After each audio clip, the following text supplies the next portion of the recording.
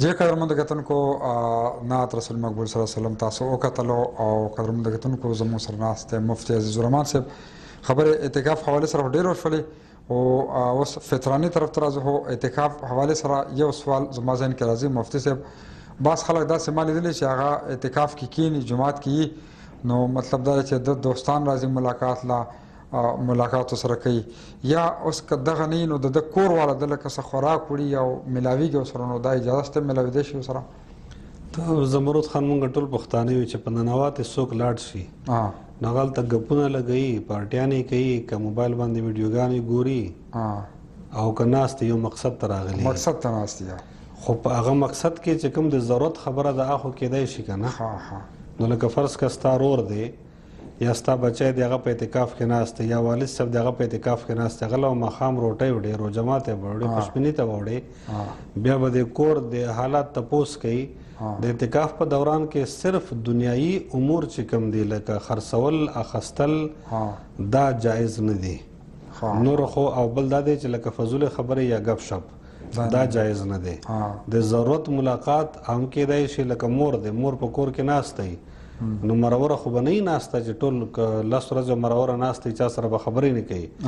خبرې به کوي اترې به کوي خوراک سکاک به ورکوي بلکې کور والا د ځي هلته یې دې سره کیني هلته د روژه ماتې کوي اجتماعي روژه ماتې په یو ځای باندې به کوي نو مور به له دواګانې کې هغه اعتکاف کې ناسته ده خو دا نه چې لکه فرض کا ټوله ورځ ته تاسو یو خبره کوله که نه چې یو زنانه اعتکاف کې ناسته وه نو هغې وایي چې په نفل خو ستړی شوم بیا مې د کمرې صفایي شروع کړه او دا جالې مالې وغیره په خوبونو هم ستړی شوم په نفلونو هم ستړی شوم که نو بیا مې کمرې صفایي شروع کړه نو صرف لکه اعتکاف مطلب عبادت دی عبادت دی او د ضرورت خبر هم کوی شي ضرورت ملاقات هم کوی شي مفتی صاحب فطراني حوالې سره راته دا وکړئ چې را دا په لوی په وړوکي په ټولو باندې دا کوم چې کېږي او یو دا ده چې کوم خلکو روژه لکه روژه یې وخوړله په وجه باندې د هغې بیا دغه ورکوي نو هغې باندې راته ووایه فطرانه باندې راته معلومات را دا دوه څیزونه مختلف دي یو فدیه ده او یو فطرانه ده فدیه هغه ته وایي چې یو سړی دی چې هغه نه روژه پاتې شوه خو دا یعنی شرعي لحاظ سره هغه باندې د روژې پرېږدول دا جایز و او د باندې شرعي لحاظ سره فدیه راله دا څه نه چې یو سړی خامخا روژه پرېږدي بیا فدیه ورکړي بیا خو مزې وي چې بد دولتمنو خلکو به روژې ساتلې نه هغه څه نه دا د بیمارۍ د مجبورۍ یا د عذر د وجې نه فدیه خو مونږه مخکې ورځو کې ډسکس کړې وه چې فدیه هغه د فطرانې برابر ده او د هرې روژې په سر کې د فطرې برابر مقدار ده چې غریب ته ورکول دي مسکین ته ورکول دي فطرانه دا بل شی دی دې ته صدقة الفطر وایي صدقة الفطر دا ده چې بحیثیت انسان دا ممکنه نه ده چې زه د 18 غنټې روژه دا مکمله زه حفاظت وکړم او زما نه څه غلطي نه وشي دا زما د وس خبره نه ده زه خپل کوشش کوم چې زه دروغ نه وایم جګړه نه کوم غلطه خبره نه کوم غیبت نه کوم کنزل نه کوم بدنظري نه کوم بد خبره نه خو بیا هم اخر انسان دی بیا هم پکې څه خو پاته شي که نه نو چې کوم کمای په روژې کې پاته شي د هغې صفایي دپاره رسول صلی الله علیه وسلم د دې شي حکم وکړو چې هر هغه سړی چې وس لري په دې کې غني شرط نه دی چې د سره به نصاب زکات نه چې دی وس لري نو دی به د خپل ځان او د خپلو ماشومانو نه د خپل اولاد طرف نه صدقه فطر سرسایه دا به ورکوي چاله به ورکوي چې ستا په محله کې ستا په خپل پردي کې ستا په کلي کې ستا په ملک کې کوم غریب دی هغه له به ورکوي فلسفه څه ده فلسفه دواړو طرف ته یو فایده ده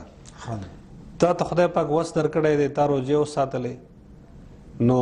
ستا به روژې مکملې شي چې هغه کې کم کمای تا نه غیر دانسته دا هم پکې شته نه چې یو سړی د روژې په حالت کې غلط کارونه کوي بیا وایي چې یاره د ډبل فطرانه به زه ادا کړم او خیر خیریت دی بس هېڅ پکې نشته نه چې غیر دانسته غیر ارادي طور سره کومې غلطیانې شوي دي د هغې به صفایه وشي تا ته به مکمل ثواب د روژو میلاو شي دوم طرف ته تا دا شی غریب ته ورکو نو غریب به کور کې خوراک سکاک یا مخکې اختر را روان دی ماشومانو ته به کپړې وکړي، اختر خرچه به برابره کړي، دی به هم تا سره په دې خوشحالۍ کې شریک شي. او اسلام د بایچارې نوم دی، اسلام د مساوات نوم دی، اسلام د مواسات نوم دی. مواسات او مساوات بایچاره دغشې ته وایي. د فطرانه په چا باندې راځي؟ فطرانه په هر هغه کس چې هغه د اختر په شپې یو ماشوم چې پیدا شي که نه، نو د ده به هم فطرانه ورکوي. او بیا فطرانه لکه مثلا ته د کور سربراه نو ښه خبره دغه ده چې د ټول کور طرف نه ته ادا کړې. خو که هر څوک فرض کړه ستا کوروالی خپل ادا کوي،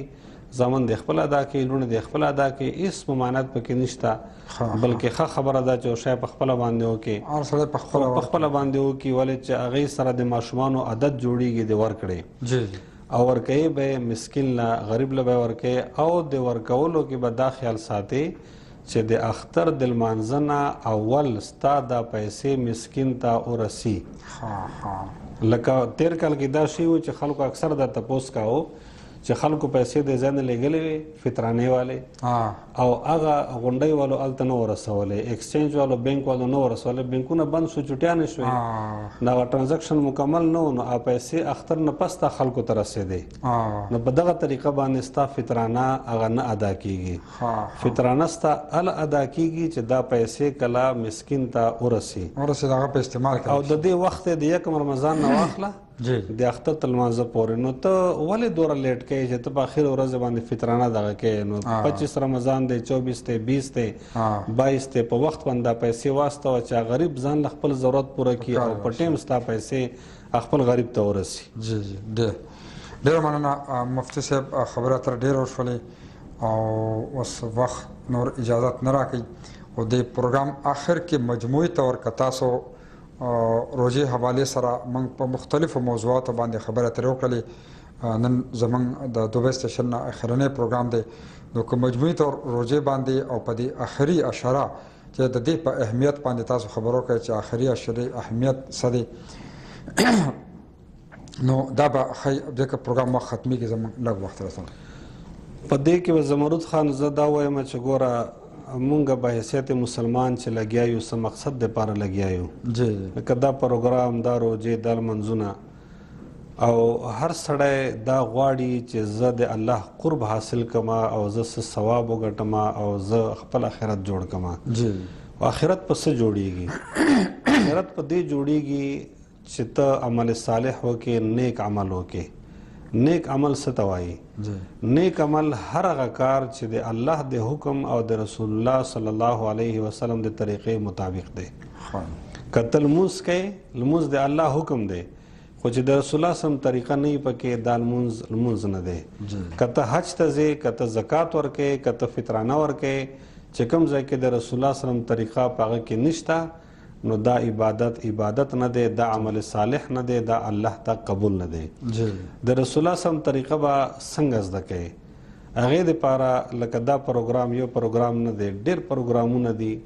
زه به خپلو پښتنو ته دا ووایم چې ګوره چا هم شل کړې نه ده د کلي نه چې ځواني ته رسېدې، نو بس سفر دی په برخو رالی، نه ته هلته علم حاصل که، نه دلته تا ته موقع شته،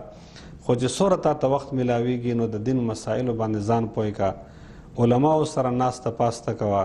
د هغې نه تپوس کوه، هر هغه کار چې کوې د کار کولو نه اول تپوس وکړه، بیا د هغې نه پسته کار وکړه. او زمرود خان زه به د خلکو ته دعا وکړم چې ما ته که په ورځې کې 10 ټلیفونان راځي،